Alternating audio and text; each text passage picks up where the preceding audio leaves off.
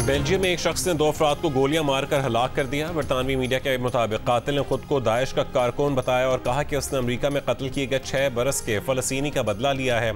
Firing Swedish football shirts पहने अफराद पर की गई। हमलावर ने पनाह लेने के लिए इमारत की जाने भागते लोगों का पीछा करने की भी कोशिश की, ताहम बाद में वो मोटरसाइकिल सवार हमलावर फरार हो गया। फायरिंग के सबब बेल्जियम और स्वीडन का मैच रोक दिया गया। गुज़िश्ता रोज़ अमेरिका की रियासत इलिनॉय में एक शख्स ने 6 बरस के फ़लस्तीनी अमरीकी बच्चे को चाकू के वार करके मौत के घाट उतार दिया था।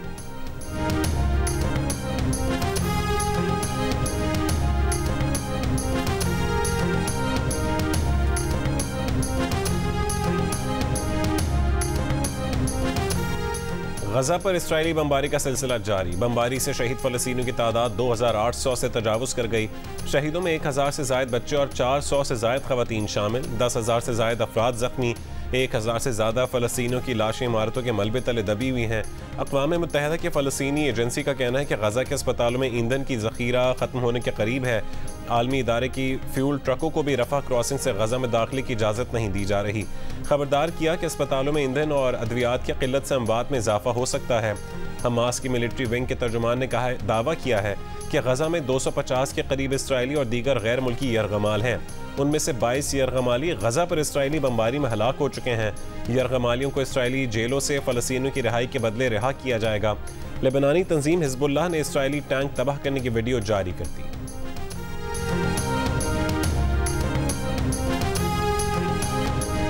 अक़वाम मुत्तहिदा सलामती काउंसिल में रूस और ब्राज़ील की इंसानी हमदर्दी की इमदाद और जंग बंदी मुतालबे की करारदाद पर वोटिंग आज होगी।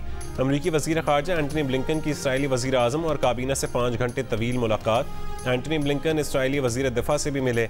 इसराइली वज़ीर दिफ़ा का कहना था कि जंग तवील होगी, ज़्यादा कीमत चुकानी होगी और इसराइल गालिब आएगा। अमरीकी महकमा दिफ़ा ने 2000 फ़ौजियों को लॉजिस्टिक और तिब्बी इमदाद के लिए इसराइल में मुमकिन तैनाती के लिए तैयार रहने का हुक्म दे दिया।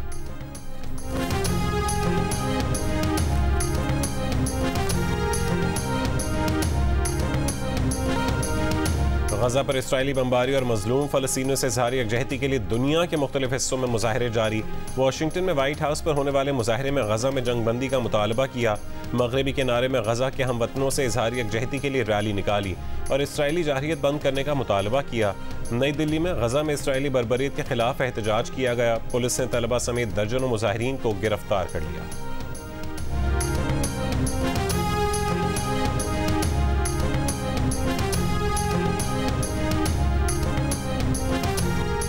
फ़ारूक हबीब का PTI छोड़ने और इस्तेहकाम पाकिस्तान पार्टी में शमूलियत का ऐलान। कहा कि चेयरमैन PTI अदम एतमाद के बाद पुरअमन सियासत की बजाय तशद्दुद को परवान चढ़ाते रहे।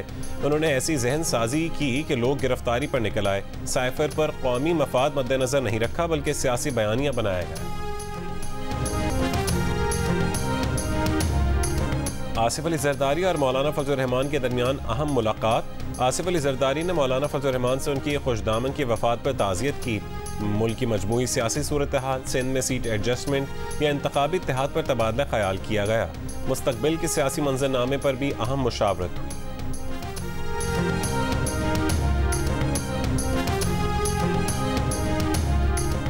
नून लीग के कायद नवाज शरीफ की सऊदी हुक्काम से 2 मुलाकातें। साबिक वज़ीर आज़म की पाकिस्तान वापसी से पहले दुबई में भी मुकामी हुक्काम से मुलाकातें तय। शहबाज शरीफ कहते हैं कि 21 अक्टूबर पाकिस्तान की तारीख के एक नए दौर का आगाज़ साबित होगा। नवाज शरीफ की क़यादत अवाम को महंगाई से निजात दिलाएगी।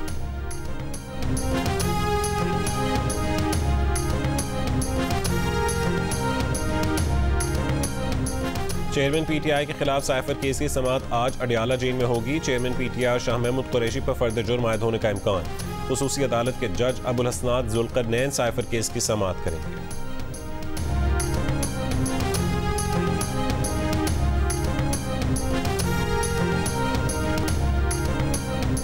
रूस के सदर व्लादिमीर पुतिन का इसराइल के वज़ीर आज़म नेतन्याहू को टेलीफोन।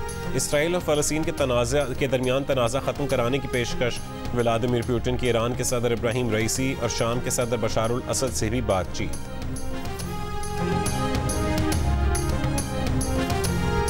और एक और रोज़ आराम और तफरीह के बाद कौमी टीम आज बेंगलुरु में ट्रेनिंग करेगी। पाकिस्तान का अगला मैच जुमे को ऑस्ट्रेलिया से होगा।